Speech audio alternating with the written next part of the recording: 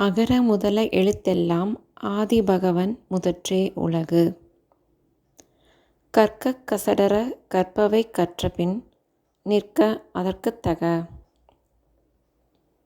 தீயினார் சுட்டபுண் உள்ளாரும் ஆறாதே நாவினார் சுட்ட வடு. ஒழுக்கம் விழுப்பம் தரலான் ஒழுக்கம் உயிரினும் ஓம்பப்படும். இனிய உளவாக இன்னாத கூறல் கனியிருப்ப காய்கவர்ந்தற்று.